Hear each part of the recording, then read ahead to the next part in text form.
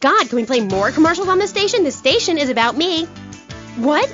Oh, hi, I'm Amy. So, right, we're back. I'm here with oh my god, this is so exciting. But now I'm here with Jez Tarrant, a rock god, all the way from Scotland, England. So, Jez, I'm sorry. As you can tell, I'm a really huge fan of Lovefest. Hey, didn't say sorry, babe.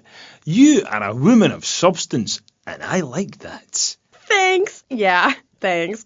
That's cool. And, Jez, who is that thing with you? I didn't mind Mandy. I think she's zoning out a little bit, aren't you, man? Look, she's got to take me 24/7, you know what I'm saying? Poor lassie, she's had a turn at Jez more than one girl can take. Eh? Say hello, man. Hi, Paul. Ringo. Where are we? The rock lifestyle hasn't been too good to her. Man, just go away and sit in a lavvy until we're finished, hen. Check the fridge. Is she okay? I mean, apart from being an ugly, cheap cow, she looks half dead. Hey. Seriously, man. Dinna cramp my style. I'm an artist, you know. Okay, Jesse. So, Jez, I was listening to your album on my boombox all weekend. How is it? I mean, you're really totally famous. No, wait, I mean, so anyway, how are you? It's cool, man. I'm cool. Things are good. You can't OD on love, and I have tried. The tour is really something special. You Americans, you really know how to rock and roll, man. Not like back home. I'm so confused. Is that because the new album didn't do so well in the UK? It's that fascist Thatcher. I sing about working class people trying to make it through a tough life. I sing about the things they want. Trashing hotel rooms, wearing glitter in your eyes, and waking up in a ditch next to a totaled sports car. When you make minimum wage, love conquers all. Know what I mean, Sheila? The name's Amy. Aye, right, whatever. Like I was saying, man, right? I'm an artist. I ain't in this for the money. If I were, would I be wearing these clothes? It's because the critics don't know. You know? They stand there and they do not know. Have they ever really listened to the lyrics to bury me deep inside? If the music isn't what they want to hear, if the songs ain't the right songs, if things aren't in their space or whatever, right, man, that's my choice. Because, man, I am Lovefist. And the thing is, right, they're not. And if they don't get it, if they're not riding my wave that day, man, well, I ain't gonna go cry puppies just because their dog is teething, As far as these idiots are concerned, I am a man. But I tell you, sweetheart, I've been over to the other side, baby. And man, oh man, it's beautiful. But these idiots, man, they've not been there. Okay, right. This last album wasn't your best-selling, was it? I don't even think it charted in the UK. What is a chart, man? A piece of paper. Bring that to the concert and I'll set it on fire. I ain't no Ronald Reagan or rock, babe. Album charts are a metaphor for human isolation and the breakdown of interaction. And I say it's time to rock. Right, man? Right, Jimmy. That's right, because I say it is. Because, sweetheart, I left the stove on. Oh, man, I am Lovefist, the biggest band in the world. Yeah, but you and Dick and Percy and Willie, you're all Lovefist, the 4 Scottish horsemen of the apocalypse. Fist till morning. Take it on the chin. Zinc deficiency. 4 boys against your face. Great tracks. What memories. And here you say you dedicate the album to the children of the night. Who are they? No, sweetheart, man, babe. Let's get one thing straight here. Hello? Are we recording here? This is for the record, right? Testing. Now listen. Lovefist is Jez Tarrant. I sing the songs, sweetheart. It's my face on the merchandise. If you see us in concert, see 4 men rocking and dancing with tears in their eyes, you will see I am Lovefist. He who pays the piper plays the tune. Oh, I didn't know you had a piper in the band. Love, I was talking metaphorically. I'm a poet. Condensed meaning, enlightenment.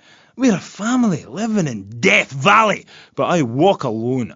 I am on a spiritual journey, and if Percy or Dick or anybody stands in my way, the contract says I walk. I've been dragged back and held down and embarrassed by those guys, but it's part of being in a band, man. Like wearing makeup. Yeah, but wasn't Percy voted Guitarist of the Year by Kerrap! Rock Monthly? Look, I love the whole bit with the fuzzy guitar, but he's overrated, love. right? Without the torrents of abuse, Love Fist would be over, and the new contract reflects that. As an artist, it's really important that I make a lot of money. Right, man? You need to keep you and our friends and your diamonds and that, eh? Yeah, rock on, Keith, Roger, what a trip. Yeah, shut up, you silly tart. Ugh, let's take a caller. Hello. Ooh, you're on the line with Love Fist. Hi. Yo, this is Wayne, man. Hey, guys, I'm on the phone with Love Fist. Hold on. Hey, what's up, Jez? I'm a huge fan. I go to all your concerts. I get crazy. I wear my Love Fist t-shirt every day, even when I'm with my old lady. Hey, I heard there's subliminal messages in your video. Is that true? Listen, seriously, the big hair, the limousines, the girls, the partying, the clubs, the hotel suites, another TV smashed into 1,000 pieces, right? After my unfortunate incident in Cleveland, I told the press, I don't like Mondays. This livens up the day. If you're asking me if we was using backmasking, the music is reversible, but time is not. Do you want me to say, congratulations, you have just discovered the secret message. Dreams are made to be broken. Like so many broken dreams, I want to pick up the pieces together. God, I am so creative, love. Oh, wow, I think I've just wrote a song. Maybe I'll write a song about you, eh? But anyway, like I say, that stuff, it doesn't matter. Not for me. I'm a spiritual person on a journey, right? And nothing will stand in my way, you know? Boy, do I. On the track Satan's Pillows, you sang about how a broken heart can... About how a broken heart can't ever be mended, just broken again. I know. Really powerful stuff. Emotional. I think that song says everything that needs to be said about love, man. When you belong to the night, it's best to take advantage of it. And what takes you up will take you down, man. If everyone remembered that, the world would be okay. Thanks, love. You are a real smart cookie. Thanks, Jazz. Now, do you think it's important that, well, I mean, you're a great-looking guy, even though your girlfriend is a cheap tramp. But do you think it's important that rock and roll bands look good? Or is it about the music? Like I said, I'm a creature with two faces, babe, you know? An angel and a devil. And that means it's really important to look good. Music cannot stand on its own. You need to look good singing it. I'm tired of people saying all we care about is partying and that we can't play. If we couldn't play, people wouldn't come to our concerts. We're not going away, and if we do, it won't be on purpose. Where are we, dear Creek? We're on the radio, love. Stop dragging me down. I told you, if you ride a whirlwind, don't be surprised when the dawn breaks. Anyway, where were we? Ugh, she's really getting on my nerves. Why are you waving your hands at me? Oh, I'm supposed to go to commercial. I'll be right back. Howdy. Welcome to Farewell Ranch. They say the golden years are the best years of your life, but for many seniors, they just stink up the house and make the grandkids feel uncomfortable with unwanted affection. Now, your old people can be earning you money and enjoying the final years of Farewell Ranch. It's a working farm, cattle ranch, and crematorium where the cowboys are all over 75. They'll enjoy rodeos, working in the fields, and tending all the final resting places of their new friends on Sunshine Hill. Farewell Ranch works your loved ones from sun up to sundown, and when your loved ones passes away, we'll send you a presentation package VHS with the spurs and boots they were wearing as they went on to a better world. Our residents sure love it here, right, Norm? Is this WW2? Farewell Ranch, the only way to ride into the sunset. Giggle Cream.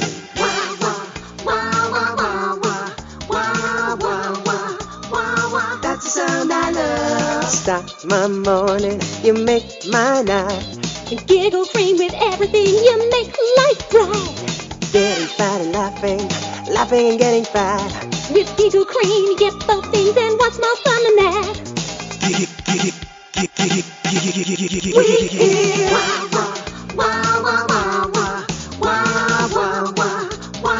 That's the sound I love. Giggle Cream. It makes dessert funny.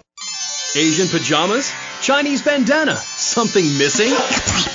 With a throwing star, kendo sticks, or nunchucks at Vice City's one-stop shop for the silent fashion assassin. Wow, you look like a psycho.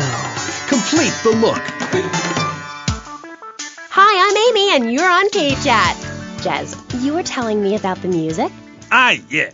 You know, we wear these costumes to appeal to the working man, because after you spend the day working in a steel mill, you want to wear tight leather clothes and play air guitar. That's what we're about.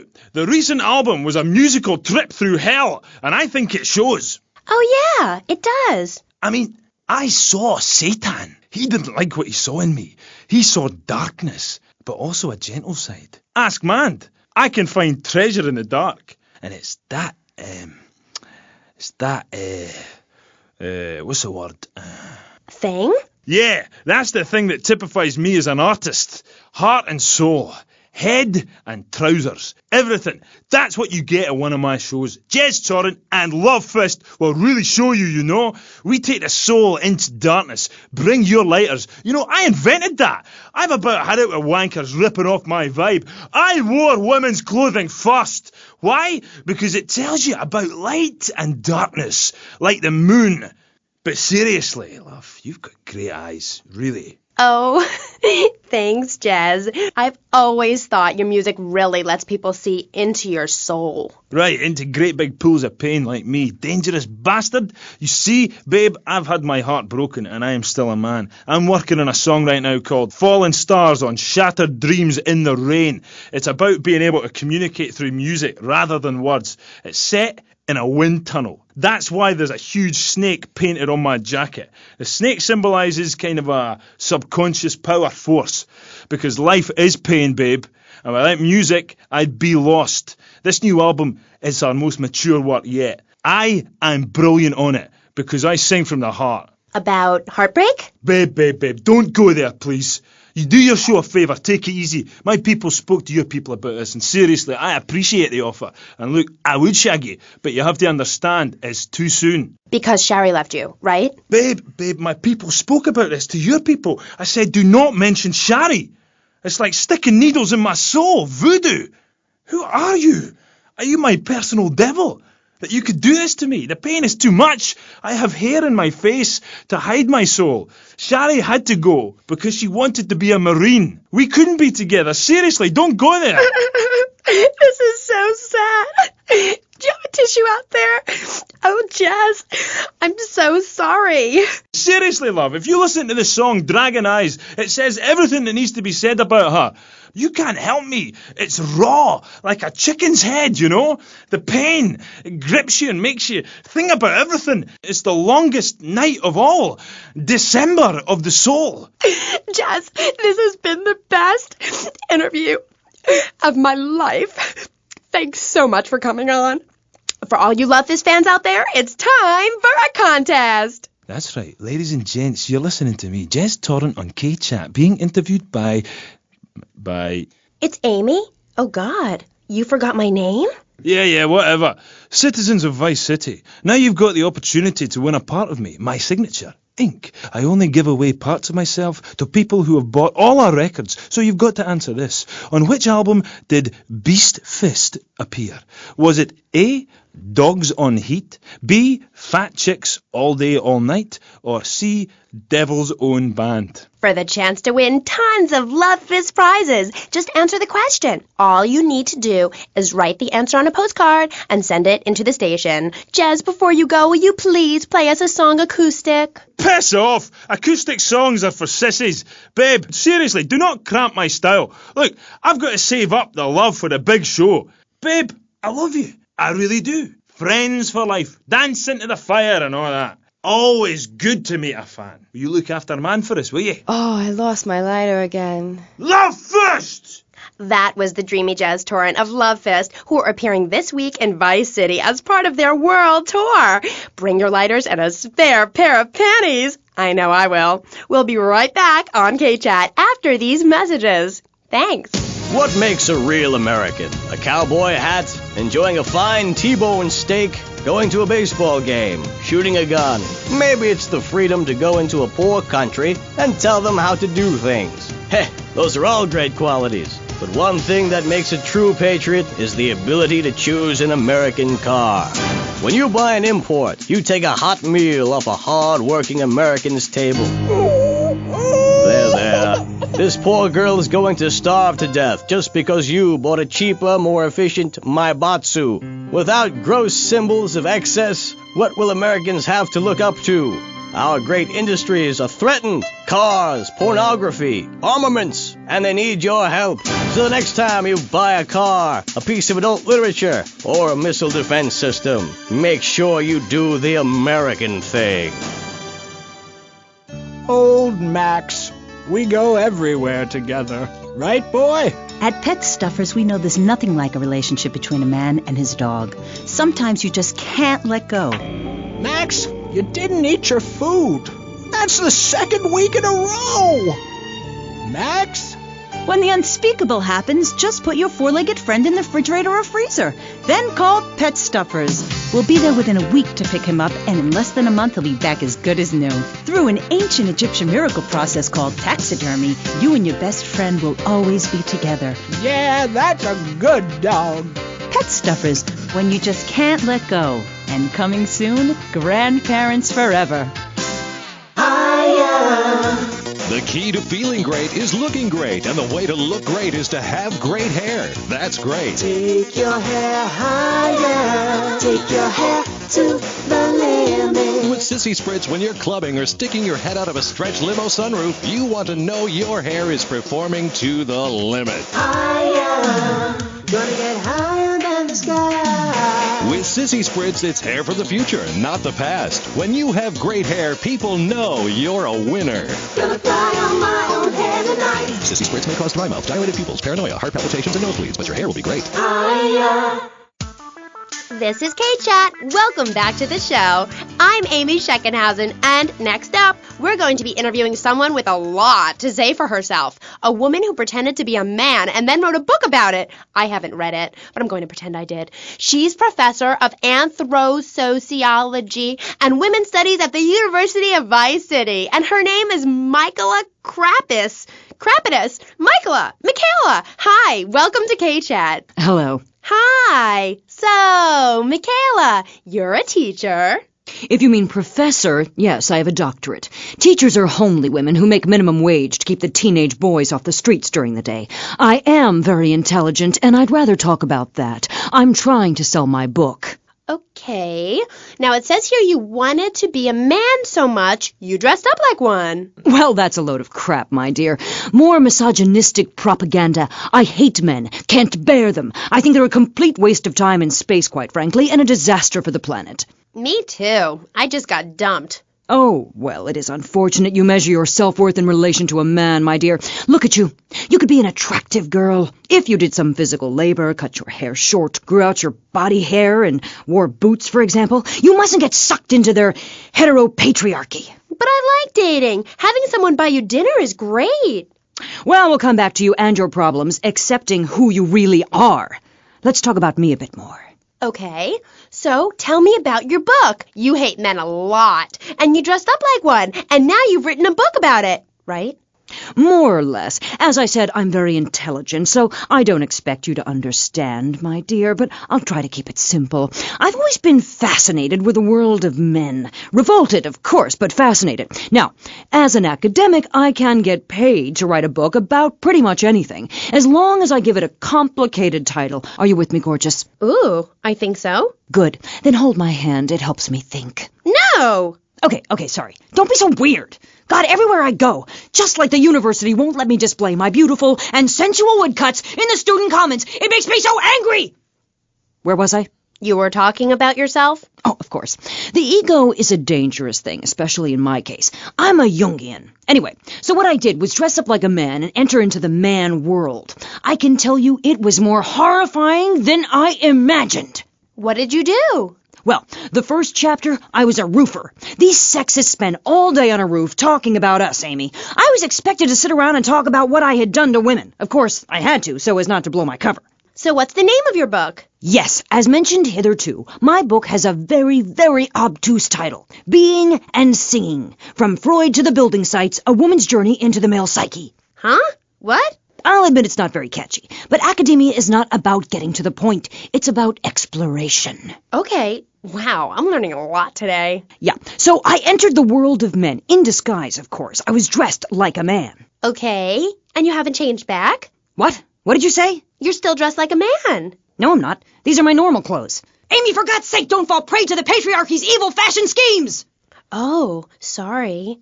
Anyway, I learned a lot when I was a man. Did you know, for example, that during my time as a steel worker in Pittsburgh, I learned that men sometimes speak crudely about women when they are out of earshot? I was horrified. Or that men regard some women, like you, Amy, as mere sex toys, things for their amusement. Unbelievable! Or that men actually find sports interesting. It's appalling. And they run the world, my pretty. Oh, yes, they run the world. They do? Yeah. Look at Reagan. Look at Thatcher. Look at Gorbachev. While we stay home and bake cookies. Well, screw that, sweetheart. Yes, I agree. Good. Don't bake a cookie. Smash him in the face with a baking tray instead. He's a brainless dolt. He's a man. Did you know men enjoy looking at pictures of naked women? It's called pornography. It's sick and foul. I'm giving a talk about it this weekend at the Women's Center. That's women with a Y. I think you spelled it wrong. Are you a woman? 3 of the 5 letters that make up your description are M-A-N. You're too dependent on men, Amy. That's why I don't call myself a woman, Amy. Okay. I bet this radio station is owned by a man. White male conservatives monopolize the media, selecting right-wing blondes to propagate conservatism. I don't have blonde hair. Not yet, Amy. Not yet. Did you know men drink beer and smoke cigarettes and wear hats? Yeah? Yeah, well, you must have read my book. I discovered a lot of things. I was also a policeman and an untrained brain surgeon, and they're all the same. All women haters. But just because men like sports and hats doesn't mean they hate women, does it? You self-hating fool! Of course it does! The media, meaning you, falsely portrays feminists as bra burners, outdated, combat boot-wearing bad mothers. Why don't you take your top off right now, Amy, huh? Tell them you won't be censored anymore. No! I'm getting a little freaked out here. We'll teach you how to make beds, march in squares, shine shoes, clean bathrooms, kill a man with your bare hands, and do it all with pride. The military teaches you all the skills you'll need later in life. Call 1-800-BE-A-HERO and become a real man today. Why are you waving your hands up? Oh, I'm supposed to hit the other commercial. This fall, a new hard-hitting police drama is coming to Friday night. He was a well-to-do cop transferred to a troubled precinct downtown. His new partner is a space traveler with a passion for justice. It's Yuppie and the Alien. Look, you might vaporize dissidents in Alpha Centauri, but in this precinct, we do it by the book. I'm so terribly sorry, Captain. Gugan, sorry. Don't miss this one-of-a-kind police drama. They're fighting crime the hard way, in designer clothes, with $250,000 sports car and a UFO. Partner, let's go cruise in the car and look moody. One tough downtown precinct, 2 outsiders doing things their way.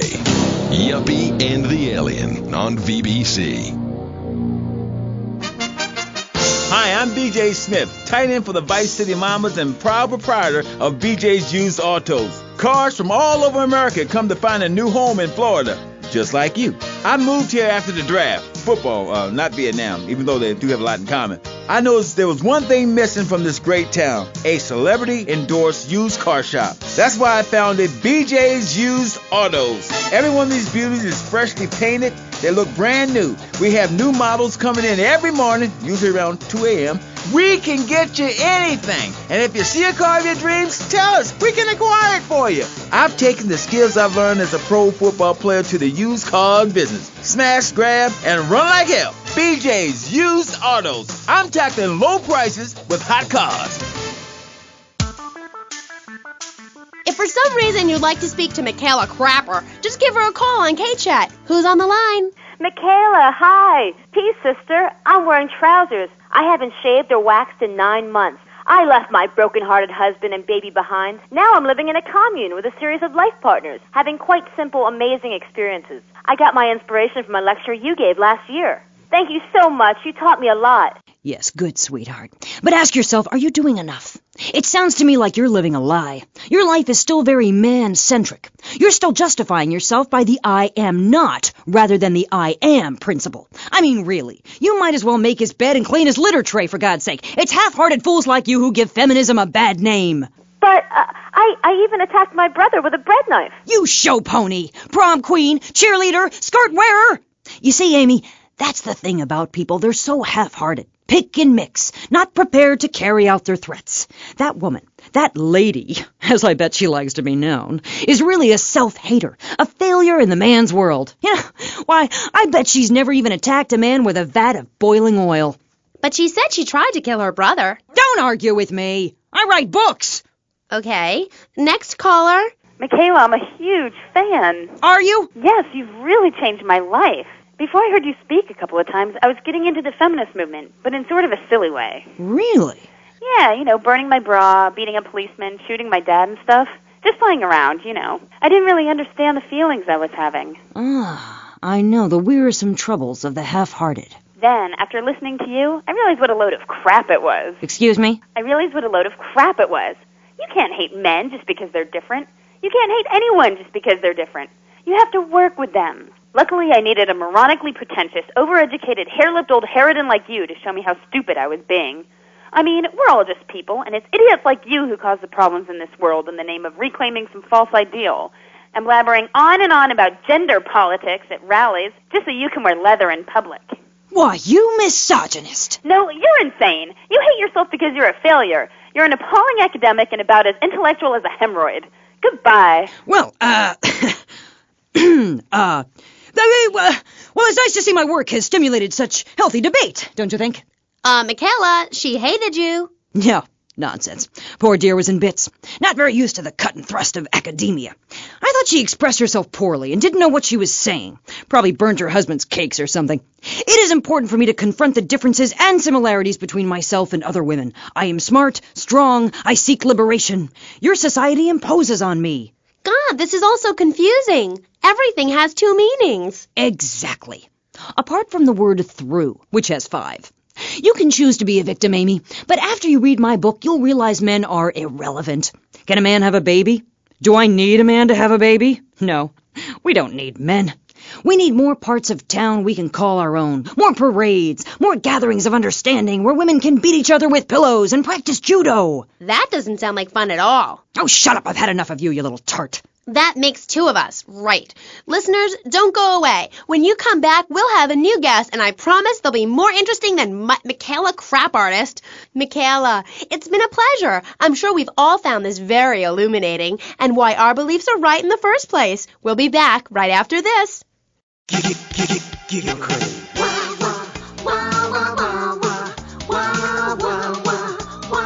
That's the sound I love. Love the dairy goodness, propelled with toxic gas. Make that talk real low. Suck it, have a blast. You can buy it anywhere. Go to a star shop. Make sure that you're in a chair, cause your hair's gonna fly. Oh no! We hear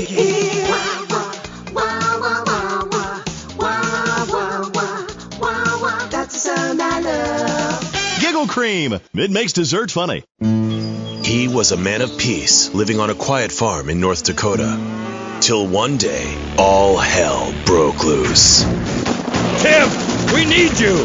I'm a man of peace. I'm done killing. I want to raise a family. That's just it, Tim. They've got your family. No! Jack Howitzer is Tim in Exploder. From the heart of America to the jungles of Cambodia, follow one man's quest for peace. Ho Chi Bat, is that you? Tim, I know you come. Just like old days, we kill everybody. Tim, they've got your wife. But I'm not married. You are now to America. He went in to save his country, but found his family and lost a friend. Ho Chi! Tim, don't leave me. You taught me baseball, Tim, and how to rap. No! He would have been a fine American. I'll cry when I'm done killing.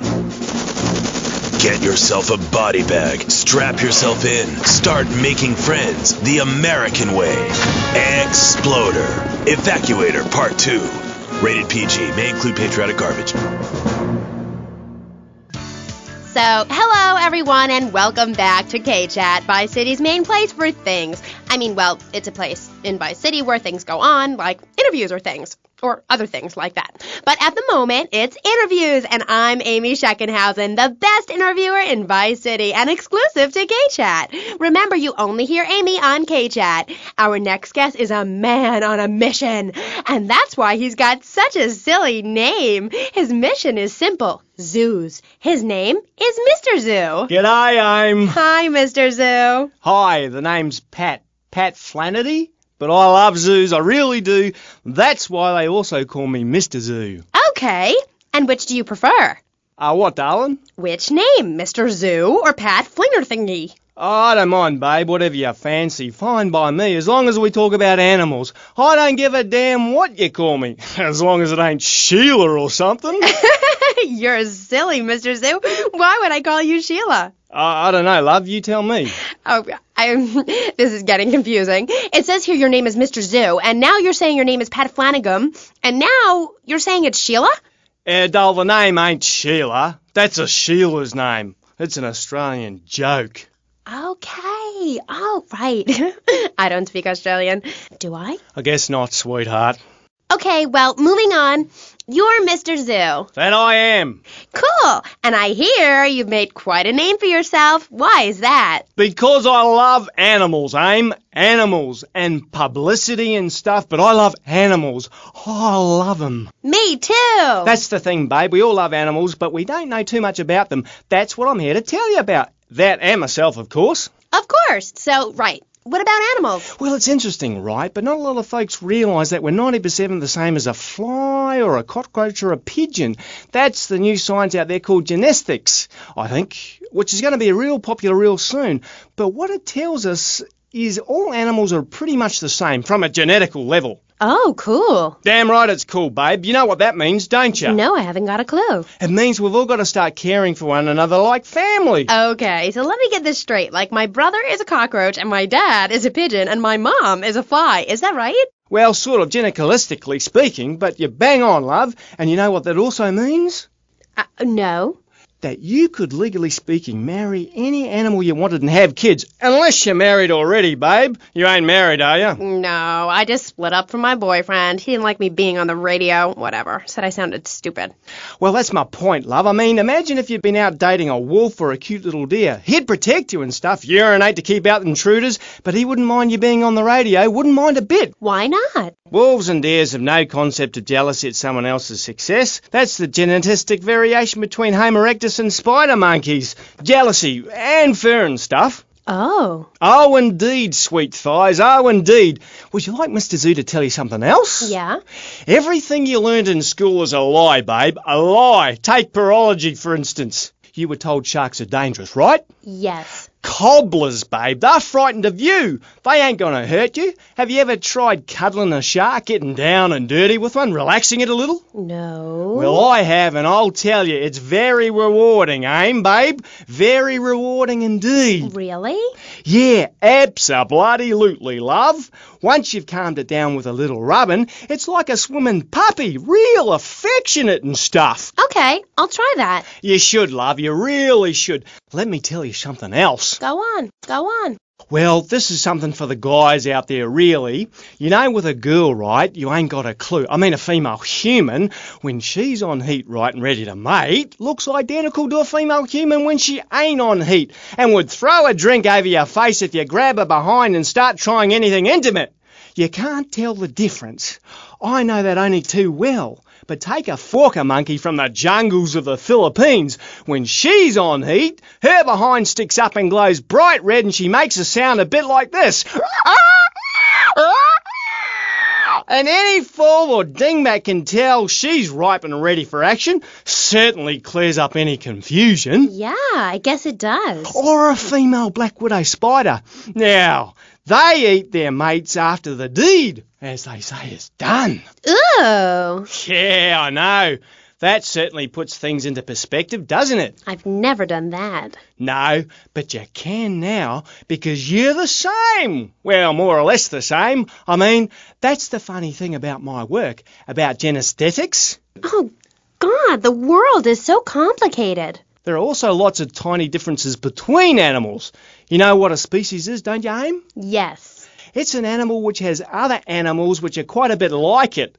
A dog is a species, but a cat isn't, because there's lots of cats. However, I've discovered out there in the wilds loads of new species that regular science practiced by repressed blokes in laboratories hasn't even known about. Really? Really, I have. There's a horny Pat bear, named after me, Pat, right? Exactly the same as a regular bear, only it's got a big horny growth hidden right down its groin area. You gotta reach in, have a fiddle about, and then you find it. Completely different it is. I was amazed when I found it. I can imagine. I was amazed when I left the hairdressers. No wonder, darling. Oh, the double-gutted Pat tree monkey. Exactly like a normal tree monkey, only it's called after me. And if you have a rummage around inside, going in the back door, you discover it's got 2 digestive tracts. 2. Amazing. Really profound it was. Ooh, that's gross. No, Aim. It's the science of Mr. Zoo. Getting down and dirty with animals, because I love them and I hate lies. Okay. It also says here you like zoos. It's a love-hate thing, babe.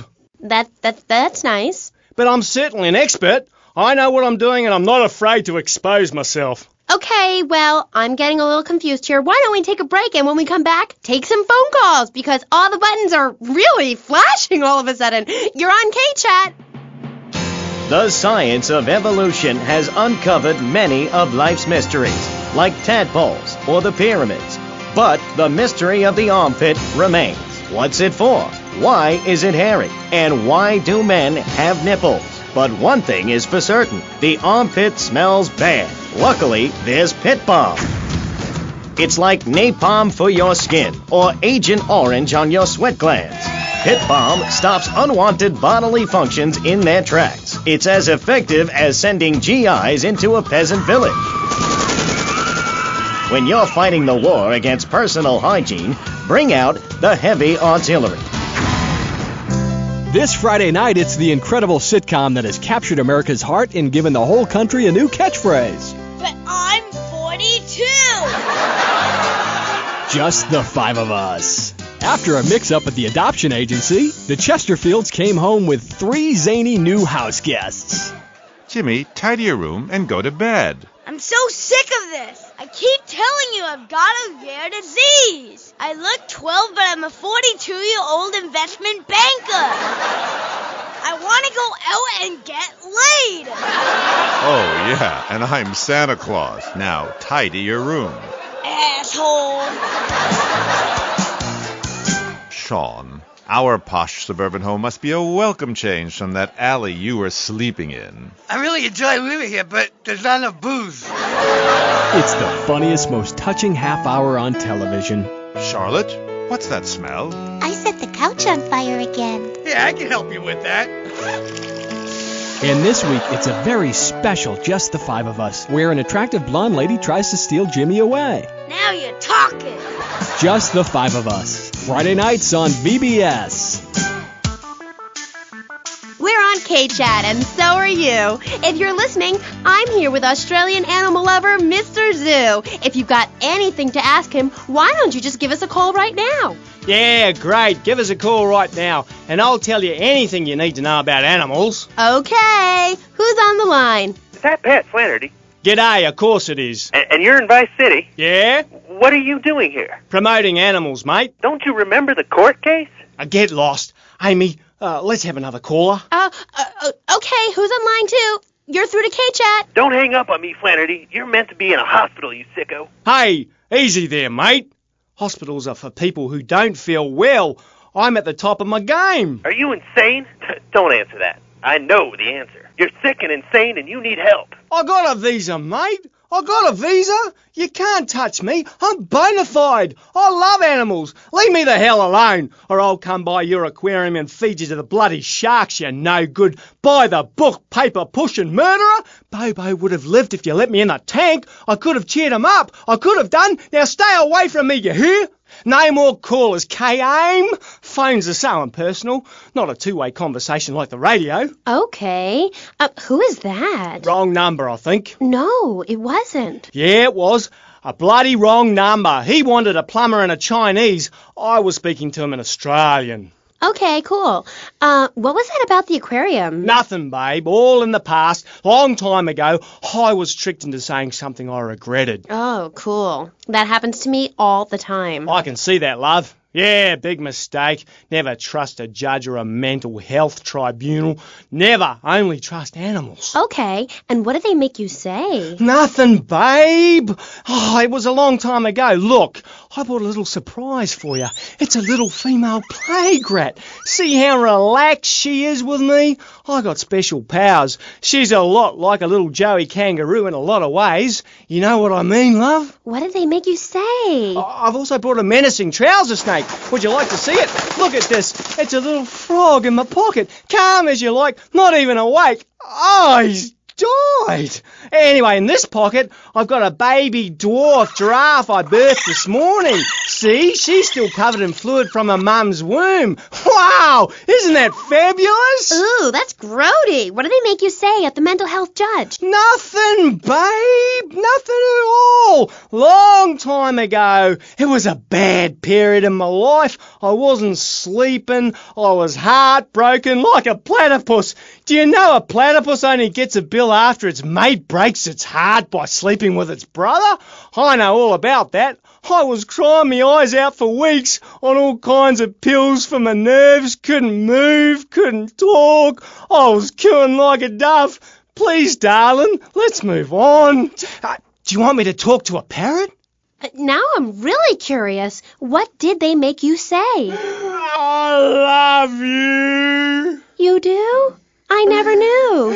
They made me say I love you. Oh, I made my boyfriend say it, and he slept with my best friend. I think we're bonding now. No, we ain't bonding, you half-wit. We're miles apart. I hate you. They made me say I love you to Bobo. Who was Bobo? Bobo was the most beautiful creature that was ever on the earth, ever at all. Really beautiful. Who is she? He. Okay, he. He was a dolphin, and I loved him, and I knew him properly. You people could never understand. It's natural. We were identical from a genetagorical perspective. And Bobo was really unhappy, putting on a show every day like a circus animal. They thought they caught me doing something, but they never did, eh? They never did. We were only cuddling. How can people take that the wrong way? Babe, they took me away and they locked me up. Then Bobo died of a broken heart. He did? That's awful. But, ooh, just a second, you sick bastard. Security! I loved him more than you can imagine. Call the police! Someone, please help me! This guy is molting animals! Oh, it's gross! I only wanted to be loved, properly, mind, and he's gone. Pat, it's Dr. Phillips. Get lost, Doc. I got out. I'm fine. Me and my friends are travelling around in a black van and solving crimes and running from the Colonel. Pat, I'm coming in. Stay away from me! Pat, you've been a very bad boy. Come on, we're going home now, Pat. Stay away from me! I got a poisonous lizard in me boot. He'll kill you in 2 seconds. Pat, please. We've been through this. You're not well. Bobo is dead. It's time to get back on the medication and start piecing your life back together while locked up in a padded cell for a very long time. Or until you die. Is it that time again, Doc? Yes, Pat, it is. Come on. Put on the straitjacket. Look, it's even got your initials on it. And swallow this. Oh, thanks, Doc. Did I tell you I love animals and they love me? I got a message. Look for a while at the China Cat. I'm really sorry about that. Pat is a very, very sick man. We rarely let the dangerously ill out into society. And when we do, it's not always fatal. Okay, great. Get this crackhead out of here. Sorry to be a bother. Oh, no bother. Don't bang his head. Those bruises show. I never knew animals were so interesting. We'll be back after this. You're on K-Chat. Don't go away. Do yourself a favor. Pick up your telephone. Call now. 1-866-9-SAVE-ME. What better place to witness 40,000 years of nuclear winter than from the comfort of your very own space-ready nuclear bunker? When we raise 25 million, we will build a 50-story tall likeness of me. If we raise 300 million, the statue will rotate so I can look over this great city and cast an evil eye on degenerates. And when the imminent nuclear strike occurs, those who put faith into action with sufficiently generous contributions will join me inside the Pastor Richard Salvation statue as we blast into space. Contribute to the Pastor Richard Salvation Statue Fund. Pick up your telephone. Call now. 1-866-9-SAVE-ME.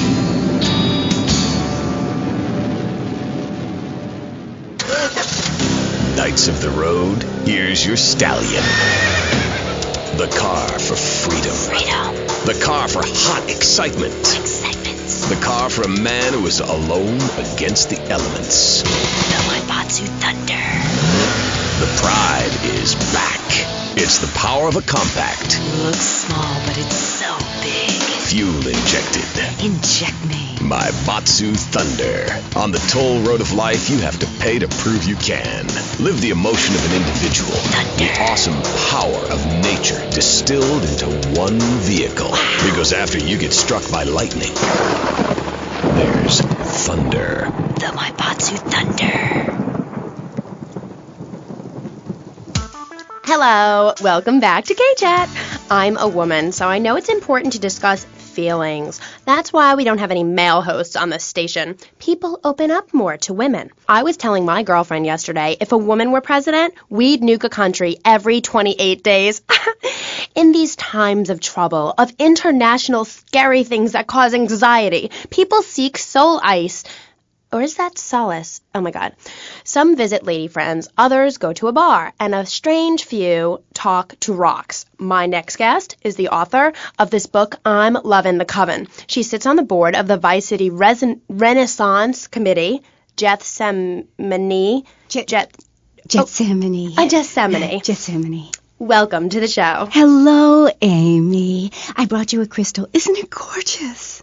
I guess so, if you're into shiny glass. I prefer lacy gloves. Amy, for many thousands of years, my people have been using crystals and gemstones to heal the sick.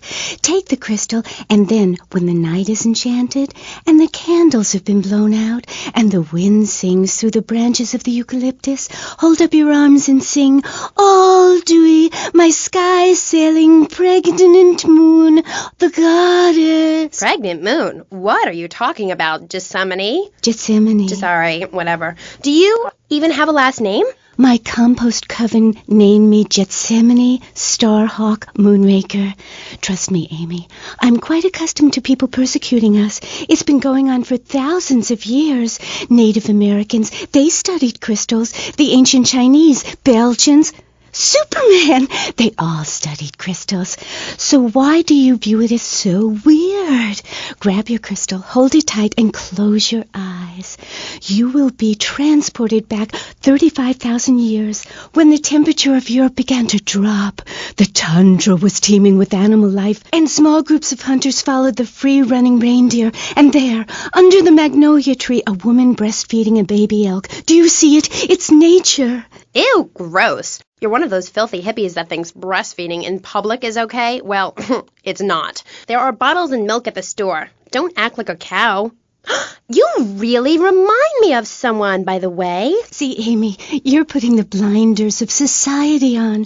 We're all the same. I remind you of yourself, of every man and woman. No, not of them. They're trying to outlaw nature.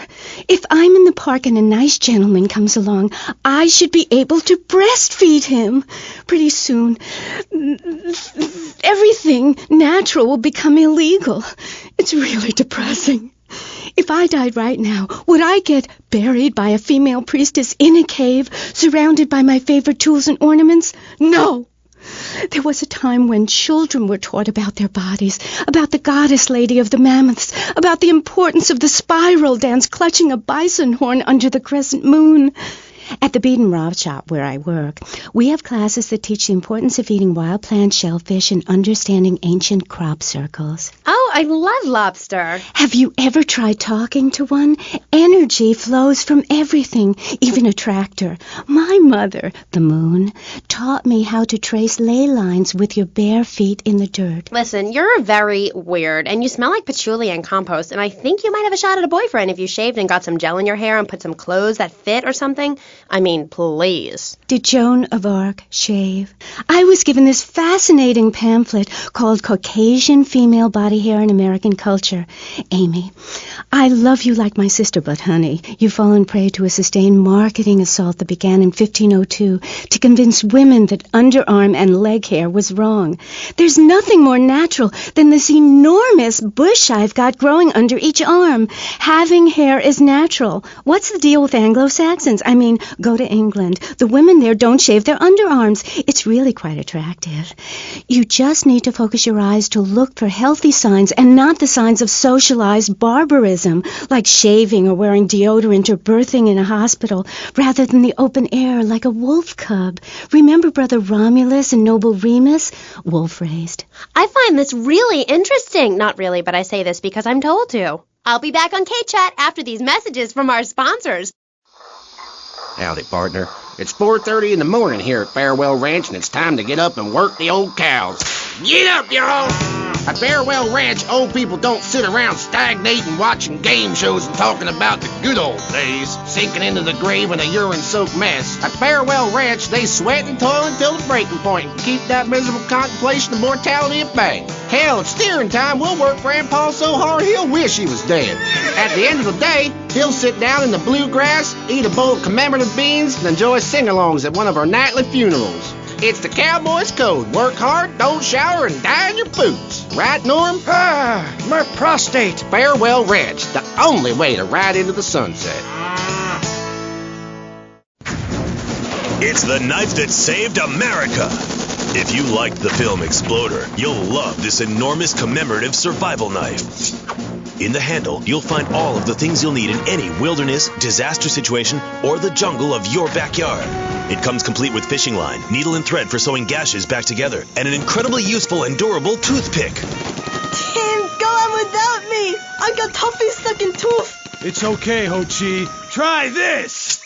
For those unplanned extended stays in the jungle, there's a saw for building your own hut, toilet paper, and a fold-out woman for company, as well as a serrated blade that can kill a man before he can scream. That'll shut you up. The Exploder Survival Knife. It's the knife that saved America. Now, it can save you. This knife killed 25,000 people in Cambodia. Now, you can too. Whatever. I'd die if I didn't have sissy spritz and blocks. Germs are like so gross. Oh, hi, I'm Amy and you're on K-Chat. Gethsemane. I can't get over how familiar you are. Oh, right, Amy. I really hope you read my book. The mysteries of the absolute can never be explained. Mother Nature knows more than all of us. That's what keeps people coming back for more. People are turning into zombies. A roof separates you from the sunshine in the morning. A bed separates you from the loving earth at night. That's what's so great about learning these things. When you're no longer oppressed by the cultural pressures of making money or showering or wiping yourself after using a toilet, you can focus on the important things. Do you travel, Amy? Well, I've been up north to the theme park, and last week I went to the beach. No, really travel. My coven has been meeting every Thursday, Saturday to prepare for a grand coracle journey along the same route we took when our people came from Russia and Alaska along the Bering Strait. What's a coracle? Oh, is that like a Maibatsu? I prefer American cars. No. Coracle. Cora means Arabian gazelle, which we all know was the daughter of Zeus, and Kal means gather grass and sew it together. A coracle is a single-person rowing boat made of reeds and twigs from ancient Britain. There are so many wonderful things you can learn from the ancient Britons, Amy, like metallurgy and how to cauterize the wound when a bear has eaten your arm. Everyone used to have a coracle, Amy, even people who were scared of water. We're all about working to preserve the diversity of natural life. Reuse everything. Question, who's this we? My coven. Like witches? No, yes, but not witches like you think. We're just a group of people who believe in communal sharing and chanting a lot and can't find husbands. Reading magazines, cloaks, wands, horned gods, rubbing your skin raw with rocks, dying of old age at 27, crying in terror when it starts to thunder. And these are all the things our ancestors did. Since I found my new mind and body, things have really changed for me. Our modern society only celebrates a select few. Every woman and every man is a star in the sky, Amy. Not just the ones that sing on TV or those people in the movies. I think I know what you need to separate your reflection from your true self. A Zen garden. Oh, my brother had one of those, and the federales came. No. Zen, silly girl. It's a little sandbox you draw pictures in. It teaches you things like that death isn't an end. It's just a stage and also a beginning of a new journey. Do you have a leader in this weirdo cult of yours? Not a cult, a coven. There's a big difference. Yes, our leader's name is Phil. That's a weird name for a leader of a group of witches. Oh, hi, Phil. What hairy legs you've got. What with being a man who's a witch and everything. Do not disrespect Phil. He teaches us the wheel of the year, Amy. It's full of solar holidays and goes round and round and round. You can learn a lot from the sun and the moon. If you look at the sun for too long, you can go blind, meaning it is something to be respected. And the moon has a dark side, just like we do. And some people have craters and only a sixth of gravity. The ancient Britons knew the moon could breathe. We can change the world, rearrange the world. It's dying, though, Amy, and it needs some mouth-to-mouth resuscitation, like a swan or a fish on a hook. If you take your nervous system seriously, if you take your organs seriously and explore them, some really neat things can happen. Phil taught us that. He's been to Mali to meet with the village elders. That's why there's the ceremony of the knife. Oh, great. Why does everyone have to be packing sharp things? The knife ceremony is very important and spiritual. It's an ancient one-person personal crisis. You say to yourself, I'm going to have a spiritual experience, or thrust this thing into my head. Life actors never rehearse and need no script, Amy. That was said by somebody really spaced out. And I'm going to say it again, like the wind which keeps blowing, or the sun which shines with life. Will you please leave? You smell and you talk really weird, and you're just really gross. Not until I tell people out there, become an internationalist. Learn oral traditions. Learn to respect life. Make war on machines. Marry your mother. Technology will enslave us. Buy my book. It's printed on bark. Okay. Let's take a quick call. Hello, you're on K-Chat. What's your name? Hey, it's Emmanuel from Front Island. I love the show. Yeah, I want to talk about technology enslaving us. You know that play, In the Future There Will Be Robots? Well, that's a true story. In the future, there will be robots. And I'm going to hack them all. I'll make them say funny things. You know, I can move satellites around with my computer. Computers are evil. The Luddites of ancient Britain know this. That's why they destroyed the computers that created things faster and more efficient and took their jobs. Oh, shut up. Computers aren't evil. It's the people that program the computers that are evil. That's a pretty big difference. I'm talking to you through a computer right now. In fact, I am a computer. Well, anything that can think faster than me is evil. Anything which doesn't dance or sing or cry or wear a smock. You create your own reality. We are like the dust in the wind. We are golden. We've got to get ourselves back to the garden. Okay. I know who you remind me of. My Aunt Susan. Oh, she was single too. I'm not single, Amy. I share my life with a number of valuable partners, and we commune with each other in a non-judgmental, expressive way. Old maid, my mom calls her. Anyway, let's go to the phones. You're on K-Chat. Yes. Thank you. Yeah, that was great. Really interesting. I'm British, you see. Like our ancient wood-wearing queen, Medusa. Medusa. No, I think actually it was Boadicea, but no, not really. I'm from Hampshire, you see. I'm here on business. A wanderer. Yes, I was wondering. You're a good witch, correct? Yes, a white witch. But you have a broom? Yes, it's ceremonial. Supposing I'd been a bad boy, like if I hadn't learnt my spells or something, would I get smacked with it? Violence is wrong. But you must hit Freddy with your broom. Freddie's been very naughty and not learnt his spells. Hit me, Hairy Legs, hit me! I deserve it! Prank caller! Prank caller! Sorry, listeners. Somebody call the IRS. Who let that guy in the country? Yes, poor man, so lost in ill at ease with his father, son, and Mother Nature. I hope he finds what he needs. And I need to take a commercial break. Geth, good luck. Gethsemane. Yeah, I hope you find what you're looking for, and I sincerely hope you, take a bath. We'll be back after this. You're on K-Chat. Don't go away. Hi, I'm B.J. Smith. In my long and illustrious 3-year career at the top of pro football, I whooped some serious ass and got paid for it. They didn't call me Death in Tight Pants for nothing. When you have such a rewarding career maiming others as I have, you know how to stay fit. Through running, wrestling, stuffing 20s down panties of foxy strippers, firearm training, nasal pursuit, and beating the hell out of your fellow man.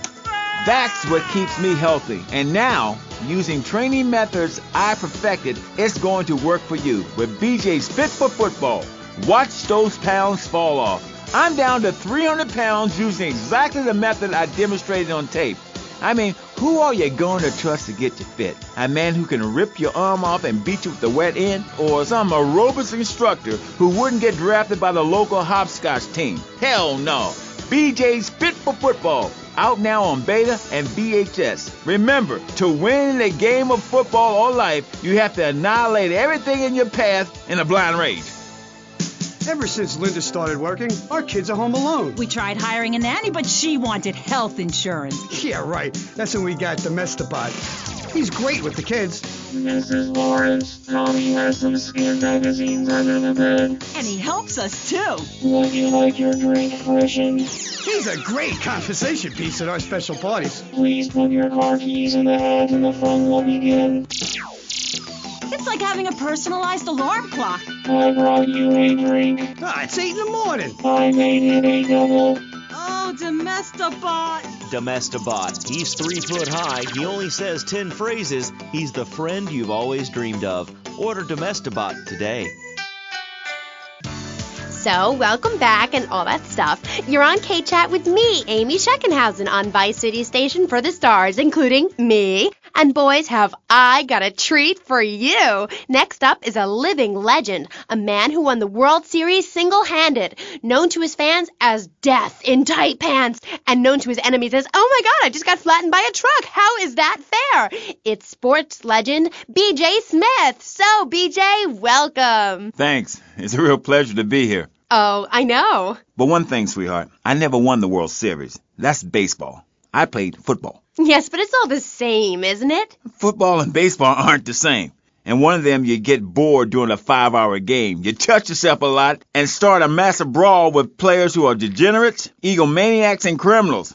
The other's football. Yes, but it's all the same. No, Amy, it isn't. Anyone can hit a home run. In baseball, you stand around the field, dividing your salary by 162, waiting for some action. Talk to a guy who just played an hour of football. He's been in the trenches getting Agent Orange sports drinks poured all over his head to keep him from taking an innocent life. One is a game for men.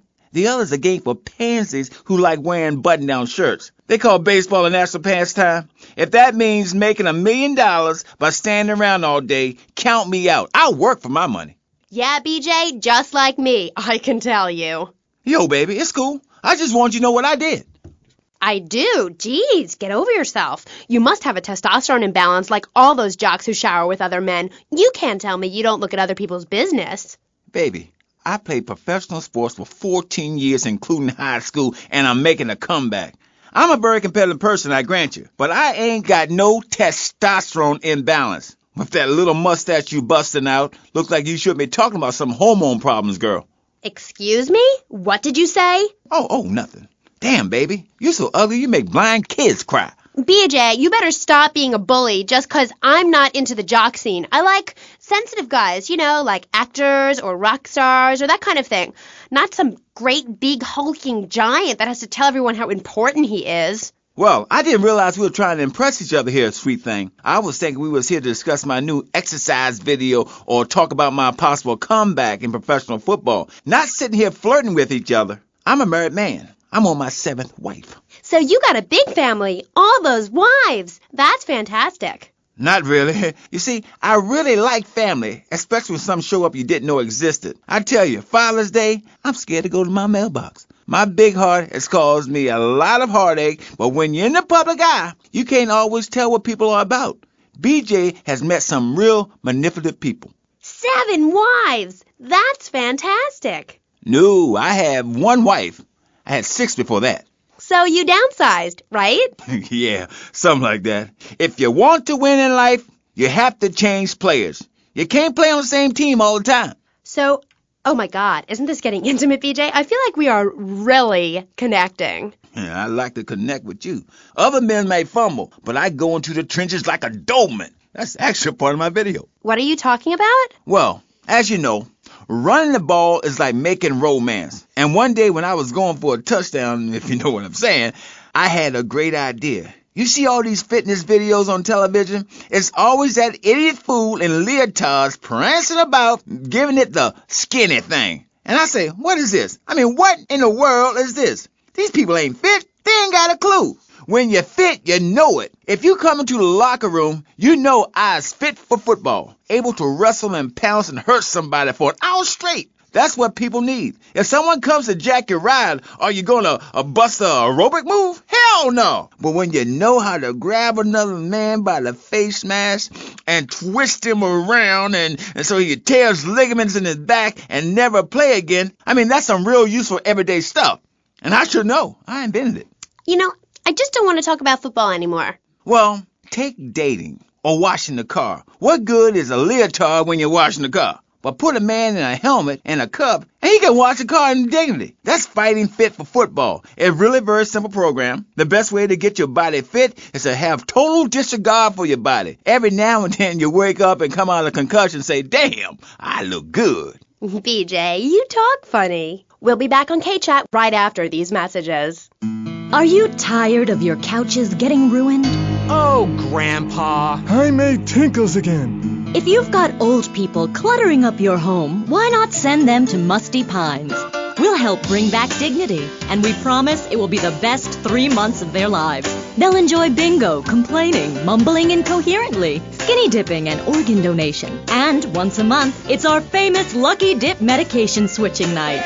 Musty Pines is located at a luxurious location overlooking Vice City's state-of-the-art sanitation facilities. You can still visit your old people, but now you have the comfort of knowing you don't have to. After they pass on to something better, guaranteed in 3 months or less, you can start enjoying their money. Finally, you can have quality family time again. Musty Pines. Now, you don't have to say goodbye.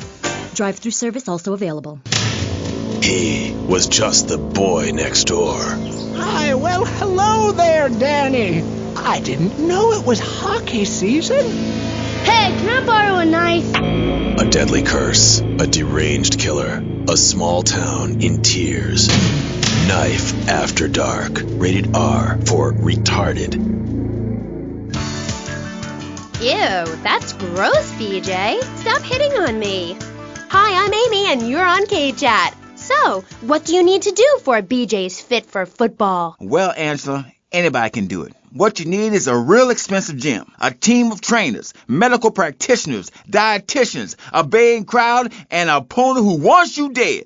Dead in the dirt. I mean, a nasty, blood-sucking leech of a man who will destroy you if you don't destroy him first. A man you like set animals on. He's the enemy, and you sit in your foxhole till it's time just right, and then you pounce, baby, like a kitty cat on catnip. I'll sack a man, power drive him hard, again and again, because the idiot comes my way. I'll nail him every time. This video sounds like a lot of fun. Fun?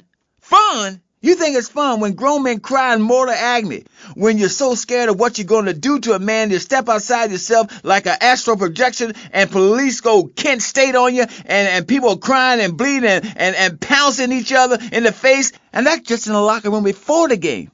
That's your idea of fun?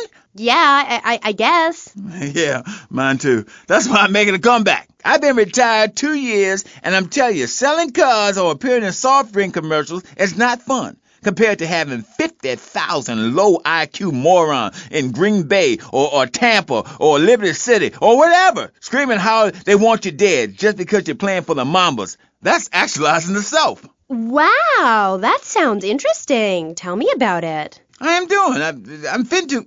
Hey, wait a minute. Are you reading a book over there doing this interview? No, I can hardly read. Get on with it. I'm trying to, Sweets. You best listen. The comeback is a real deal. B.J. Smith, 6-year Pro Bowl MVP, the man responsible for more broken bones than anyone since people had legs. I'm a fiddler crab. You can rip my arms off, and I'll just molt and grow new ones. Where? Right here, right now. Let's get it on. Of course. I mean, when? Soon, baby. Real soon. And don't call it a comeback. Like the song said, I'll whoop your ass. And this time, I'm doing it my way. Ignorant fools, they gave me nothing to work with. The owners, I mean. What owners are you talking about? The owners of the team. They gave me nothing. They're the reason my marriage failed. I worked my ass off all those years sweating blood and puking my soul out, and they treat me like a tractor. Roll me around, treat me no better than the dogs. The guys that got hurt, they never saw a penny out of those monsters. That's just like Jade. Who's Jade? She a fox? My friend. She's a goth. She got sacked for wearing makeup and an I Hate Life t-shirt to work and never saw a penny.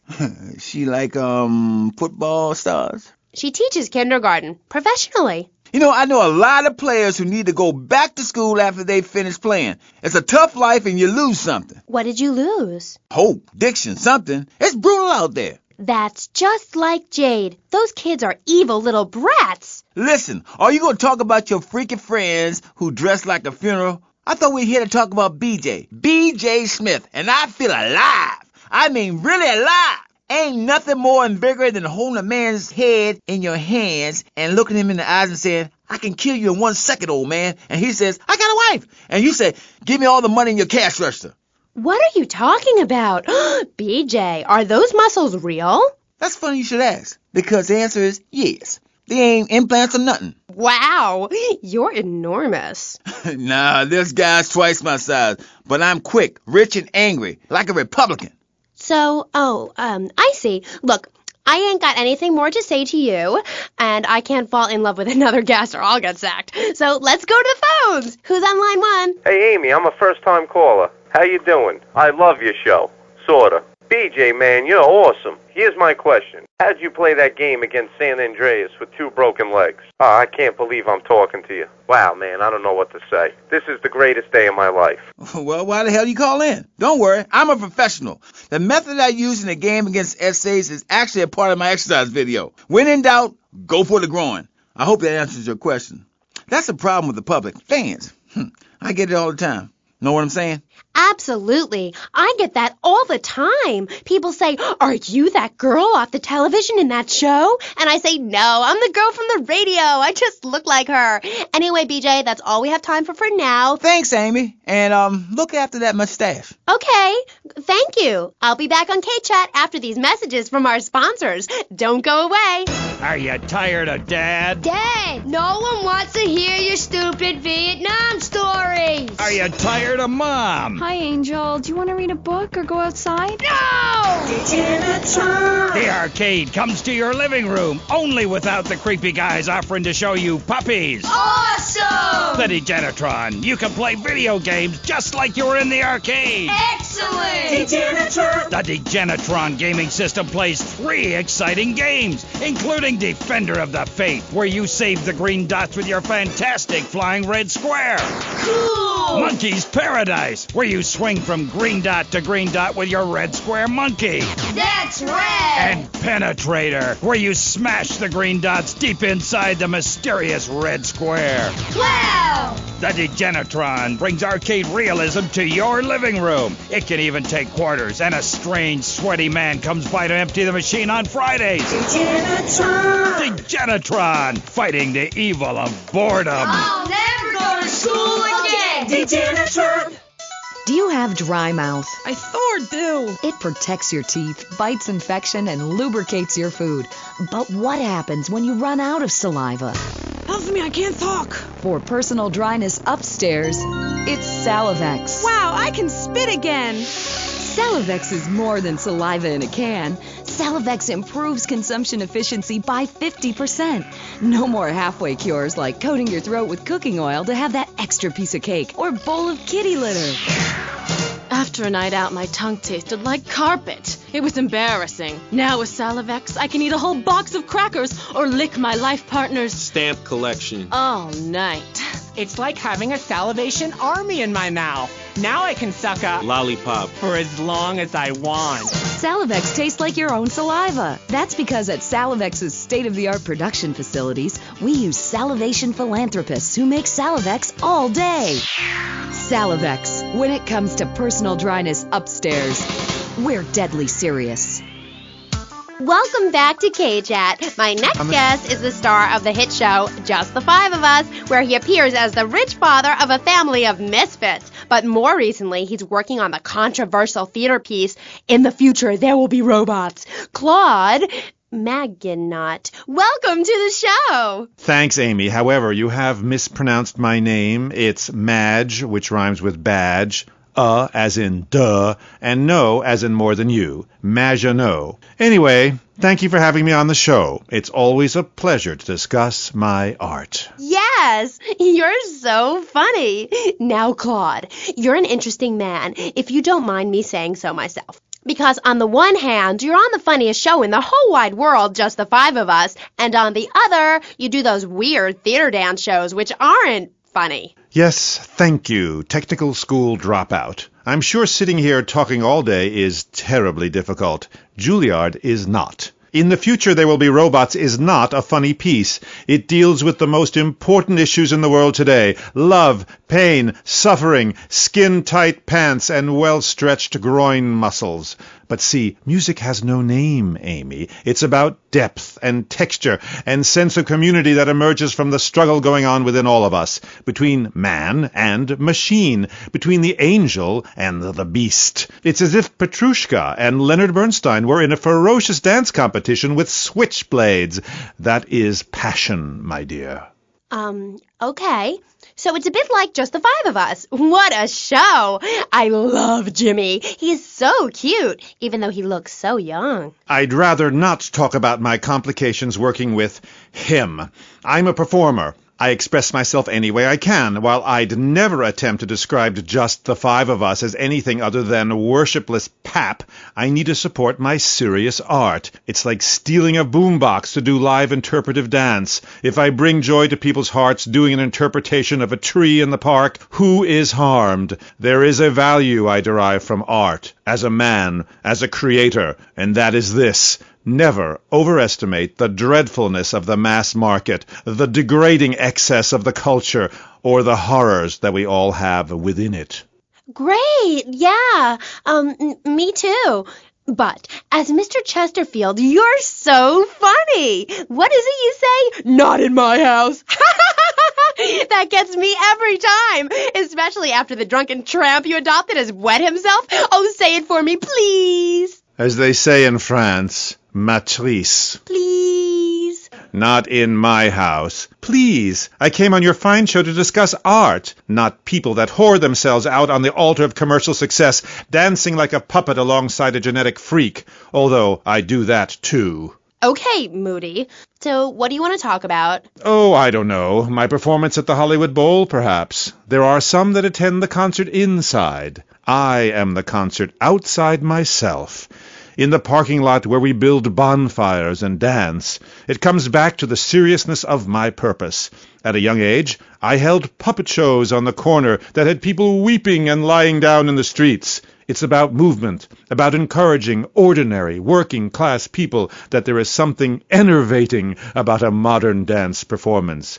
That seeing in the future there will be robots will change your life, no matter what your life's like now. Kind of like getting a new haircut. Yes, exactly. No, nothing like a new haircut, you half-wit. This is movement.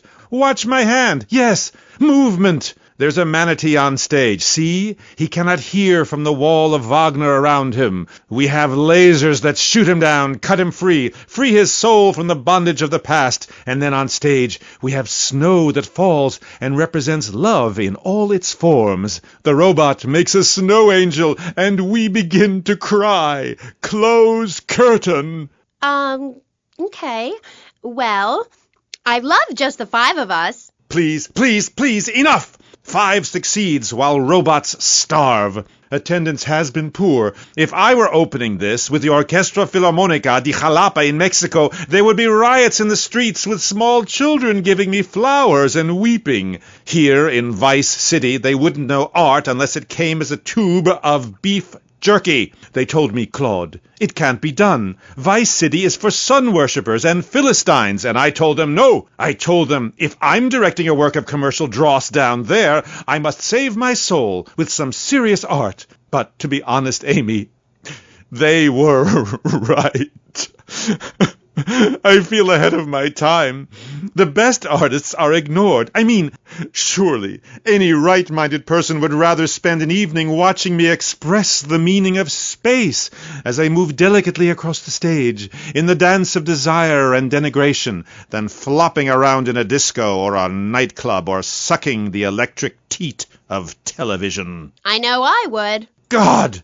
I mean, what is wrong with you people? God, my hair. What? My hair is all wrong. It clashes with my dress. Zeus! Cicero! Shakespeare! Flaubert! Someone! Please save me from this hellhole! My dear, you are so ignorant. I'm trying to save you. To save everyone! You don't see the art around you. Are you in search of Auld Lang Synes, singing Madama Butterfly on a windowsill, or relegating yourself to a cricket in Huckleberry Finn? I'm a movement that conquers love, while you complain about your dress. Know you not how important my mission be? Right. Cool. Okay, Mr. Chesterfield. I mean, Mr. Maginot. You gotta hang in there. You're on K-Chat, and I'll be right back. At the law firm of DeLeo and Furex, we understand that sometimes life throws you a curveball. We help our blue-chip clients get their lives back after circumstances have conspired against them. Just listen. It was an unfortunate accident what happened to my wife on that precarious cliff. DeLeo and Furex can't bring my wife back, but they made sure I didn't end up in the slammer. I was unfortunate enough to be found with 15 kilos in my spare tire. I was so mad at the auto repair shop that sold me that tire. Thanks to DeLeo and Furex, the district attorney saw it that way too. I accidentally torched a Quickie Mart when my medication ran out. DeLeo and Furex helped me and the community by ensuring a healthy settlement from the pharmaceutical company. At DeLeo and Furex, we understand the judicial system and will ensure the truth is heard, no matter how improbable. We're not cheap, but what price can you put on truth? Call DeLeo and Furex today at 866-974-2333. That's 866-9-SHADY. DeLeo and Furex. Accidents happen, and we'll prove it. The store leading the fight against communism is having a blowout sale! Ammu-Nation has a wide array of peacemakers. Come by Ammu-Nation on Militia Mondays, exercise your Second Amendment rights, and get 10% off all armor-piercing bullets. We're the only gun store that lets you try it before you buy it.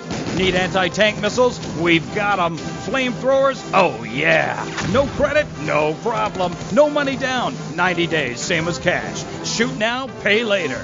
During the 10-minute waiting period, fire off a few rounds at the Ammu-Nation gun range, featuring faces of famous commie pinkcoats. Come by Ammu-Nation and register to win an anti-aircraft gun actually used when we whooped Australia's ass. This weekend is the Ammu-Nation Film Festival with free screenings of the documentary Red Dawn. Ammu-Nation, protecting your rights. You're back on K-Chat with me, Amy, and my special guest. Let's go to the phones. Mr. Maginot, Bruce from Prawn Island here. Big fan of the show, Mr. Maginot, big fan. Dude, I don't know about the robot thing. It's weird. Quickly, is he really 42? Does he shop in the kids' aisle? Does he get on roller coaster rides? I mean, what's the deal? Does he pay half price at the movie? No comment. Next caller. Oh my God, trauma! I meant that's my line. I'm supposed to say that. Oh God, this guy is such a dick. Next caller. Oh, who's on the line? I mean, who's on line? What number is it? Who's on the line? Hello, Claude. This is Morgan. I'm just vacationing down here, having finished my doctoral thesis into images of young boys in post-Lapsarian Greece and the erotic understatement of the fugue in contemporary Baroque. Fascinating stuff. Do you have a question? I'm confused. No, woman. I just wanted to tell Claude about my thesis and discuss his bleaker Death in Venice Street period. Of course I have a question, you silly girl. Claude, I saw Robots. Big fan, and that's praise indeed. coming from me. I normally hate anything humanity has achieved since 1836. But one thing fascinated me, Claude, about the show, the pants. They were so tight, so fitted. How do you get such a marvelous, close, sequin figure hugging fit and still? Oh, and were the sequins a reference to lasers? Yes, my, I agree. Thanks for calling. That is an important question. You see, I'm an important person, and I especially think so. It is really important for people to see my form move through space in very tight pants, or the effect is ruined. Interpretive dance cannot be expressed in baggy clothing. It's like a violin parade. Otherwise, why have a love story with a manatee and the lasers? It's very important. You're kind of creepy. You're nothing like you are on the show. You're so funny there, joking with the family and putting out the fires started by the homeless guy and starting group hugs. But in real life, you're just plain creepy. You won't even tell us how old Jimmy is. All you talk about is Archie stuff like that nobody understands because it's complicated and how tight your pants are. That's not true. I also discussed love and passion and a manatee and the lasers. You, my dear, could use all three. You, my dear, are a Philistine. I'm sorry, but this is one of the most degrading, debasing, horrific, unedifying, opportunistic things I have ever done in my life since that whole Rake's Progress lawnmower commercial. I feel dirty, like I just sat in something. You did. Our last guest was taken violently ill. Yes, well, such is the plight of radio. Rather than grumble like Leporello or a taxi driver about my duties cleaning the back seat, I shall bid you adieu. Okay, thanks, Claude. Next, we have a very important guest who doesn't dance like a weird jerk. We'll be back right after this. You're on K-Chat. Knights of the road, here's your stallion. The car for freedom. The car for hot excitement. The car for a man who is alone against the elements. The Maibatsu Thunder. The pride is back. It's the power of a compact. Looks small, but it's so big. Fuel injected. Inject me. Maibatsu Thunder. On the toll road of life, you have to pay to prove you can. Live the emotion of an individual. Thunder. The awesome power of nature distilled into one vehicle. Because after you get struck by lightning, there's thunder. The Maibatsu Thunder. What's this I found under your bed? The only Engels you're going to read is Laura Ingalls Wilder. If you think your child might be a red, here are some warning signs. They read complicated literature and have concern for their fellow man. They even like to share. Tell your kids if someone approaches them with pamphlets about recycling, an invitation to a labor rally, or showing any doubts about the fairness of our system, then they should find a teacher or a policeman immediately. Do yourself a favor. Take both hands off the wheel and touch the stereo. Do you feel the power? Ah, yes, friend, there's a lot of evil in the world, but there is also light. And I have been sent to shine a light on all degenerates, philanderers, liberals, and other evildoers, and expose them for what they really are. Don't waste your money on unnecessary and corrupting material possessions. Give it to me. There's only one thing that will save you, a highly fortified structure in the shape of the most powerful thing on the planet, me. Degenerates will ruin this great city. In my wonderful book, I tell of the impending disaster about to befall this planet, nuclear holocaust, plagues of flying rodents, the seas rising up and turning yellow. It is coming. It is written by me, but you can save yourself. Contribute to the Pastor Richard Salvation Statue Fund. Pick up your telephone. Call now. 1-866-9-SAVE-ME.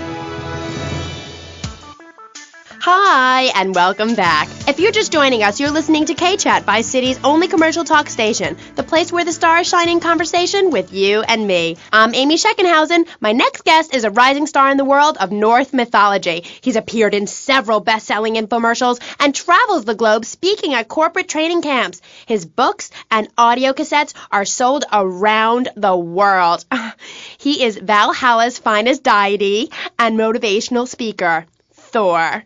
Aye. Hello, Amy. I'm happy to be here. It's been a long journey. Yeah. Now, I don't know much about you. I mean, I read Beowulf. Well, I didn't, but I read the cover. But, like, you're a Viking, right? Did the tunic and goatskin boots give you a clue, maybe? I am a Viking, and a Viking that will not only help you unleash the Furies, but unleash yourself. It's in my Thor's Norse Power program. Okay, I'm a little confused. Well, I'm a lot confused. I was taught in school that Vikings were bloodthirsty and violent. An elder once told me, you must unlearn what you have learned. Of course, then he died of the Green Plague. There are some Vikings that are a bloodthirsty lot, yes, but no more than anyone else, really. We're a nomadic people, Amy. We have cold fire in our souls. Ye have that fire too, Amy. You've just lost it since you've gotten television. Now, that being said, I'll answer your question. We are mostly nonviolent, though many of the Vikings traveled to Scotland. And mind you, anyone who goes there will turn bloodthirsty. You can't understand what the lot are saying. It's all a for, recklin, a boot, dine. It's enough to make you want to burn a village to the ground. That's why, in my cassette series, I talk about the importance of communication. You see, Amy, men and women live in different worlds. We use different words. A group of men talk about what they've killed, how to start a fire, who has the best long boat. Women want to talk about keeping the communal long hut tidy and their feelings. When I'm raiding a village, I don't need to be talking about feelings. It's time for action. Great. So is that all there is to being a Viking? Pillaging? No, lass, no. Pillaging and battle are important, but we admire poetry as well, as long as it's poems about whacking someone in with a double-handed battle axe. What's holding you back, Amy? In Chapter 3 of my book, I talk about listening to the bloodthirsty water spirit. It's really quite important if you want to enter Valhalla. I think I went there last night. Oh, no, that was Malibu. But it's the same sort of thing. Valhalla was that golf club, wasn't it? So, 1983. But right, what does being a Viking have to do with anything? This is the 20th century. We have electricity, penicillin, jet planes, implants. Well, I don't, but I want some, but I heard the operation is really gross. You live like it's 982 AD or something. Mind ye tongue, wench, lest I cut it out. Deep down, all of you listening to me say, Thor, yes, I'd like to unleash the Viking within. Maybe you go camping once a year or hunting and wonder why it feels so natural. That's because it is. Too much of this denying your instincts. Men shaving. You know, deep down in the pit of your soul, you wish you could crouch in the grass with flies biting your face, afraid to move for fear of alerting the beasts, covering yourself with yak urine to thwart your smell. Then, a beast draws close. You pounce, bringing your battle axe on its skull. Man and animal at that moment, one and the same in a terrible beauty. Then you drag the carcass back to camp and celebrate by eating its heart. Some people, they only do this once in a lifetime. I do this every day, and so can you. All it takes is some positive thinking. Just attend my Unleash the Norse Within weekend. When you are finished, you will say, I am a god. Nobody can stop me. I crush my enemies and dance on their funeral pyres. This is very helpful for living in suburbia, Amy, and I should know. I really don't understand how. Oh, it's very helpful. Maybe a neighbor is tossing his leaf clippings on your lawn, or looking at your woman, or harboring desires regarding your longboat. You enslave his children, set his house on fire, he shall not bother you again. It must be nice to have you as a neighbor, not. I live in no place longer than needed to fulfill my goals. Taking slaves, valuables, and food. Goal setting is very important, Amy, not just in football. You're very weird and creeping me out a bit, but whatever. No weirder than anything else. So, what do you think of Vice City? Ah, I like it very much. Your women here are prepared for battle. They are large, not like those scrawny things to the north.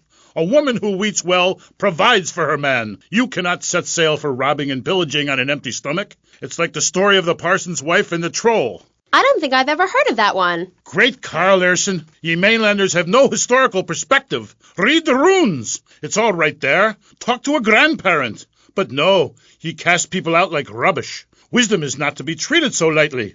When my father grew old, I sat with him day and night, absorbing his wisdom, learning about the demons and where the wickedness resides in men's hearts. Then as his time grew near, I built a large pyre, burnt him and his wife while communing with Odin's spirit. Careful, Musty Pines is a sponsor of the show. Oh, Grody, what are you doing? I'm just adjusting myself, she-devil. Wearing these animal hides does get a bit itchy. Okay. You never answered my question. What do you think of Vice City? Your land and people have a lot in common with mine. You see, we too fled our homes due to lack of food, overpopulation, and the bitter cold. And, mind ye, darting out to raid passing ships is fine, but we needed a new land to have our way with.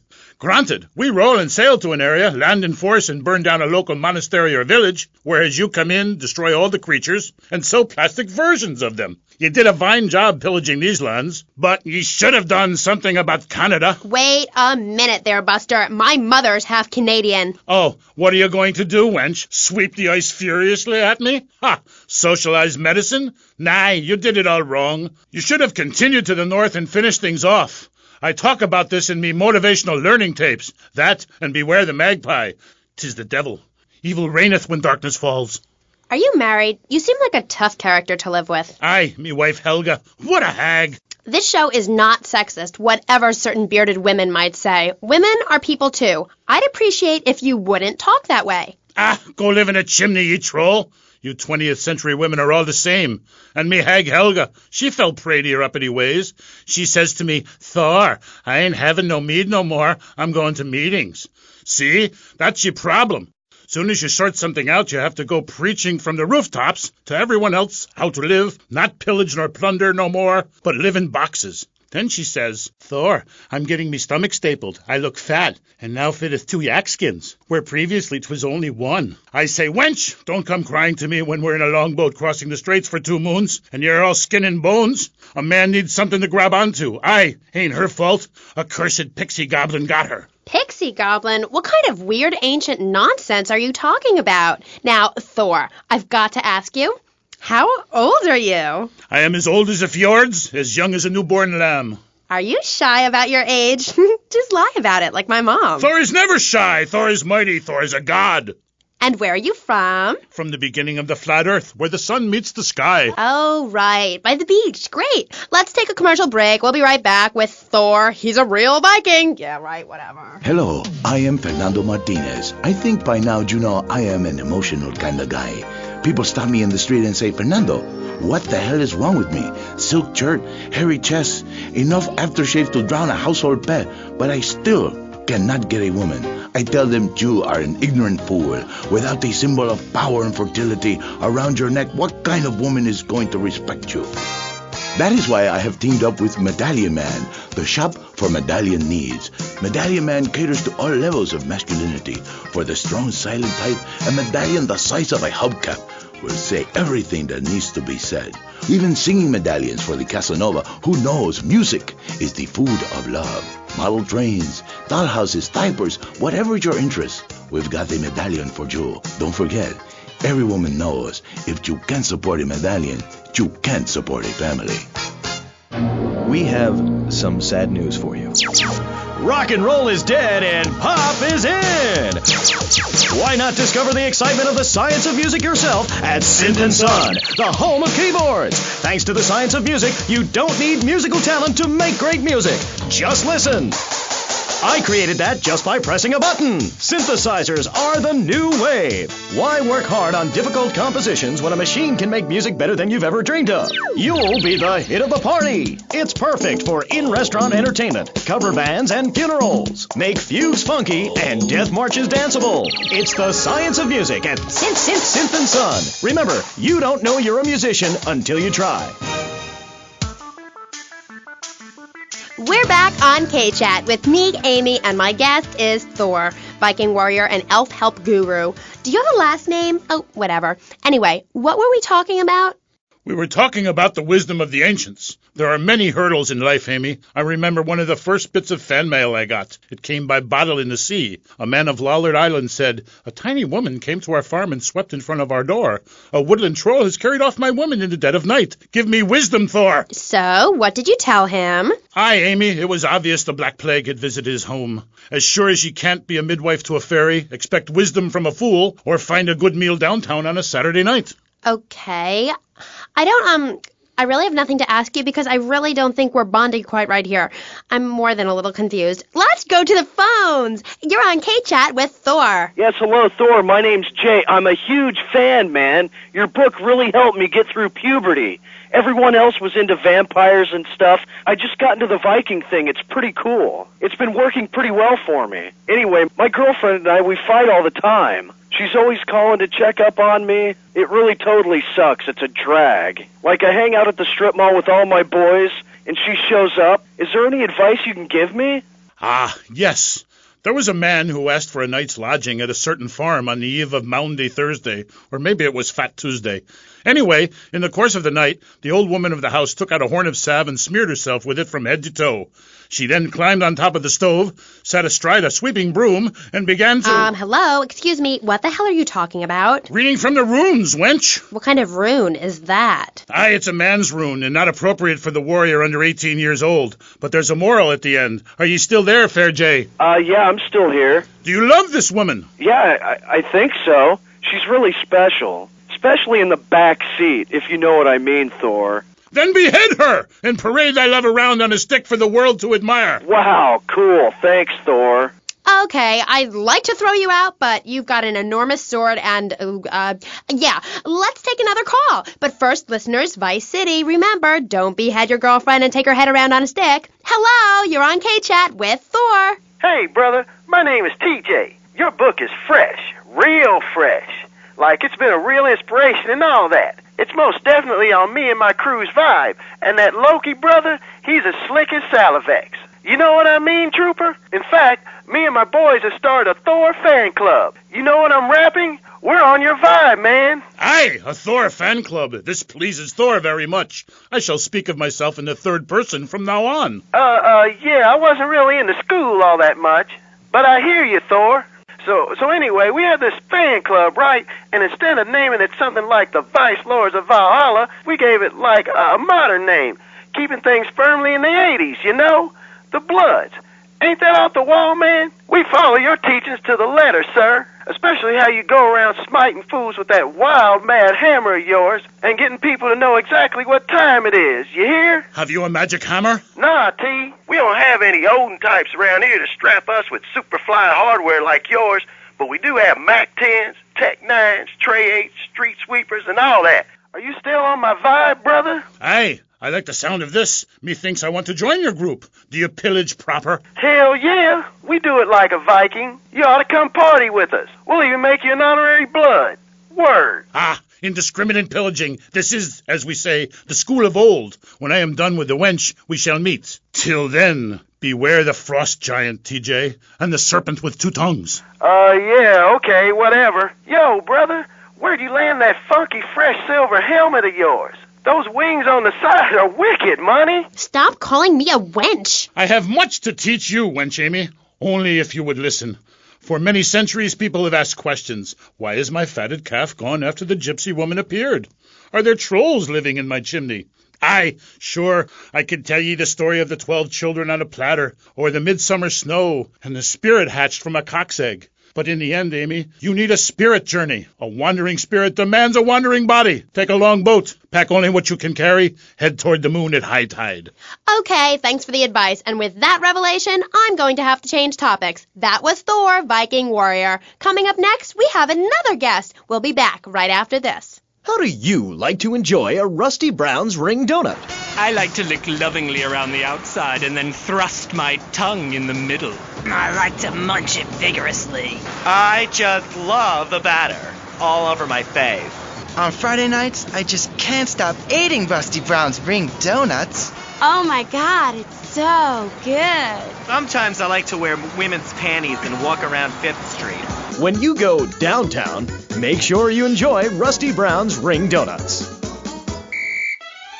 Hi, I'm Jeremy Robar, entrepreneur, VIP, and founder of the revolutionary program, Think Your Way to Success. It's a 3-step program that's been changing lives and my income for the last 2 years. 5 years ago, I was a nobody, just like you. After my Think Your Way to Success program, I spend the entire weekend in my jacuzzi or engaging in the exciting sport of domino toppling. Hey, if you can think it, you can do it.